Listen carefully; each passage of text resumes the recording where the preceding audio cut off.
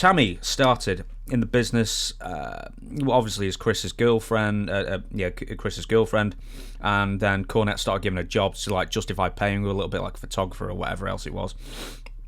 And then Jim says, "Hey, why don't you try and be a manager?" And she does one take as Tammy Fytch, the Hillary Clinton sort of disciple of the early 90s, you know, with the pantsuit, that kind of thing. And how? Talk to me about the very first time you met Tammy. Well, I met her in Smoky Mountain, and she was very, very, very friendly. She didn't come up to me and speak to me. I went up to her because she was so, I knew she would be so green. She wouldn't know the protocol. Not that she was like snubbing anybody, but I went up and introduced myself and to Chris. They're very friendly. And of course, they knew who I was.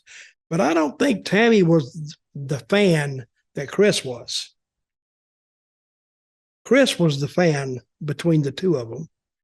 So when she got an opportunity to shine, because she was a good-looking girl, young, she was about 19. Mm-hmm.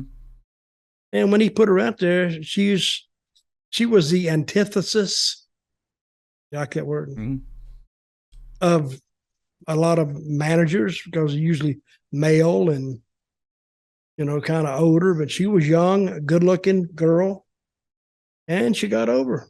She wasn't a valet. She wasn't a valet. She was a manager. And I think that's, I'm chewing on a sweet here. I think that's an important distinction, is that she, you know, she played a bigger part than just looking pretty.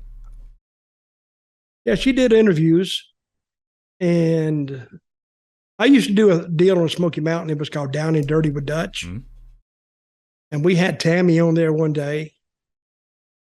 And she came in there and she was ranting and raving about this dirty white girl. And the dirty white girl wasn't a wrestler.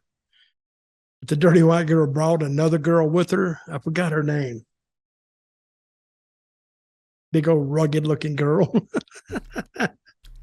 And they got into it. And I've tried to break it up. I never will forget this. And the girl, that dirty white girl had brought, she gave me a slam. And I laid there and I took the mic. I said, "Oh, it's broken down here. We got to go." And we got out of the segment, which was actually a good time to get out of it. But Peggy Lee Leather, I think that's who she's called. Yes, I know that name. Yeah. And she was good. She was really good, Smoky Mountain.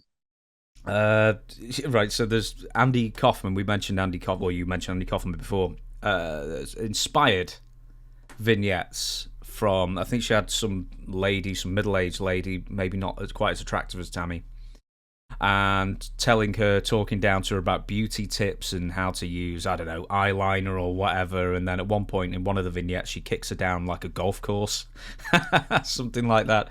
Do you remember any of these vignettes? I remember them. I don't remember them specifically because I was on commentary during that time, and a lot of times they wouldn't show it in the house because they didn't have a big screen in some of those damn the end of the world gyms.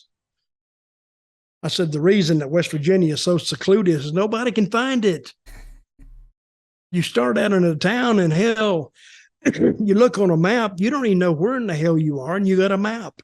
Now they have GPS, but you could get lost going in some of those turns in those mountains.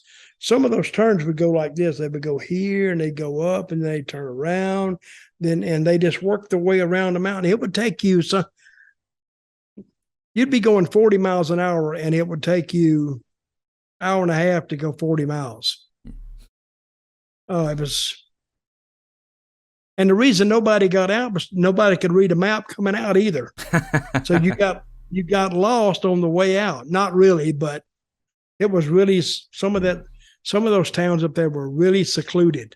So when a wrestling show came to the town, that's the biggest form of outside entertainment they've had in the town in 10, 15 years.